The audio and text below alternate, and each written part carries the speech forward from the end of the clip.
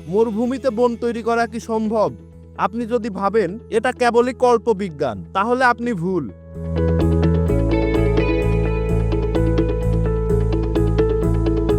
সাহারার বুক চিরে আফ্রিকার 21টি দেশ একসাথে কাজ করছে এমন এক প্রকল্পে, যা বিশ্বের সবচেয়ে বড় জীবন্ত দেওয়াল গড়ছে। কল্পনা করুন, আপনার সামনে এক বিশাল মরুভূমি, যতদূর চোখ যায় শুধু বালি, তাপ আর শুষ্ক বাতাস। গাছ নেই, ছায়া নেই, জীবন নেই। কিন্তু ঠিক এখানেই আফ্রিকার হৃদয়ে শুরু হয়েছে এক বৈপ্লবিক পরিবর্তন। এটা কোনো গল্প নয়, এটা বাস্তব। দ্য গ্রেট গ্রিন ওয়াল।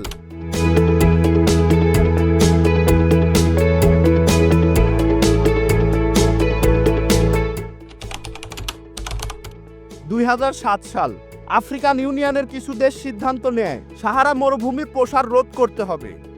কারণ সাহারা মরুভূমি যত এগোচ্ছে তত জমি ফলনের অযোগ্য হয়ে যাচ্ছে। এই সমস্যার সমাধান একটি সবুজ দেওয়াল তৈরি করা, গাছ দিয়ে।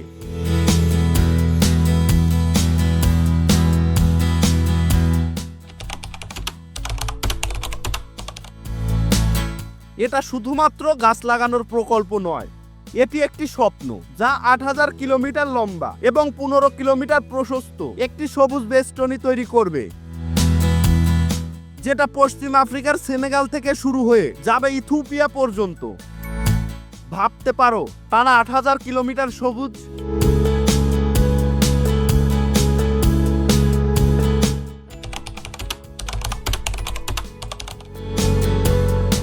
আফ্রিকার উত্তরভাগে বিস্তৃত সাহারা মরুভূমি, প্রায় ৯.২ মিলিয়ন বর্গ কিলোমিটার এলাকা জুড়ে শুধুই বালি, ধুলো আর মৃত্যুর নিঃশ্বাস।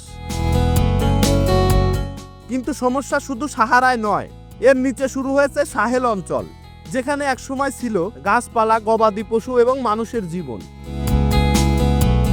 কিন্তু ধীরে ধীরে সেই সবুজ হারিয়ে যাচ্ছে, কারণ জলবায়ুর পরিবর্তন, অতিরিক্ত গবাদি পশু চড়ানো, গাছ কেটে ফেলা। ফলে শুরু হয়েছে ডেজার্টিফিকেশন, অর্থাৎ জমি মরুভূমিতে রূপান্তরিত হচ্ছে।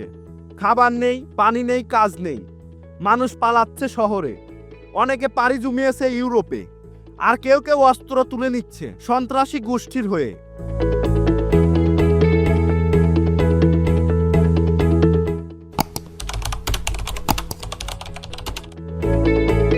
২০০৭ সাল আফ্রিকার ২১টি দেশ এক হলো। তারা স্বপ্ন দেখালো এক অভূতপূর্ব উদ্যোগের, গ্রেট গ্রিন ওয়াল। প্রায় ৮,০০০ কিলোমিটার দীর্ঘ, ১৫ কিলোমিটার চওড়া এক সবুজ দেওয়াল, যেটা চলবে পশ্চিম আফ্রিকার সেনেগাল থেকে পূর্ব আফ্রিকার ইথিওপিয়া পর্যন্ত। ভাবছেন শুধুই গাছ লাগানো? না, এটি একটি আন্দোলন। এটা মানুষের বেঁচে থাকার যুদ্ধ।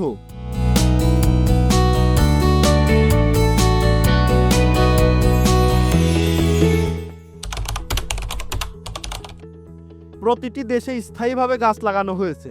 সেনেগালে আকেশিয়া গাছ, নাইজারে খয়রদি গাছপালা, ইথিওপিয়ায় স্থায়ী বন। কিন্তু শুধু গাছ লাগালেই তো হবে না, মানুষকে শিখতে হচ্ছে কিভাবে জমি রক্ষা করতে হয়, পানি সংরক্ষণ করতে হয়, আর গাছের যত্ন নিতে হয়। এই গাছ গরু খেতে পারে, মানুষ ফল পায়, আর গাছ কেটে কাঠ বা ঔষধ বানানো যায়। যার মানে হলো, এই দেওয়াল শুধু প্রকৃতিকে বাঁচায় না, মানুষের জীবনও পাল্টে দেয়।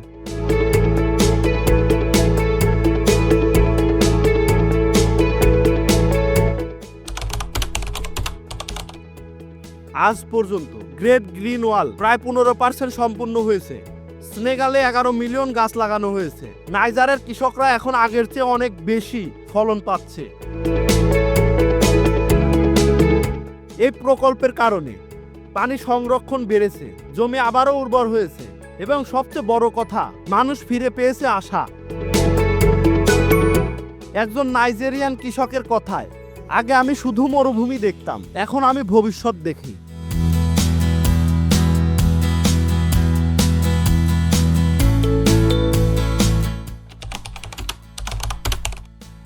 হ্যাঁ, সমস্যা এখনো আছে।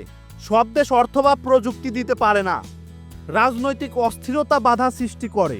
কিছু জায়গা যুদ্ধ চলছে, প্রকল্প বন্ধ হয়ে যাচ্ছে।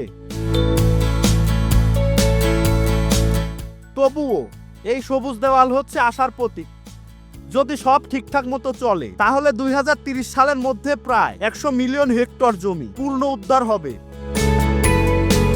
20 কোটি টন কার্বন হ্রাস পাবে এবং লক্ষ লক্ষ মানুষ চাকরি পাবে।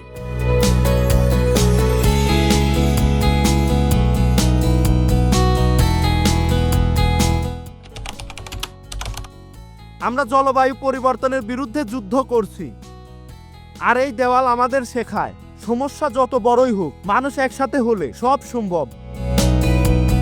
সাহারার বুকে যেখানে একসময় ছিল শুধুই মৃত্যু, সেখানে এখন ধীরে ধীরে জন্ম নিচ্ছে জীবন। আপনি কি এই দেওয়ালের পক্ষে আছেন? কমেন্টে আপনার মতামত জানান।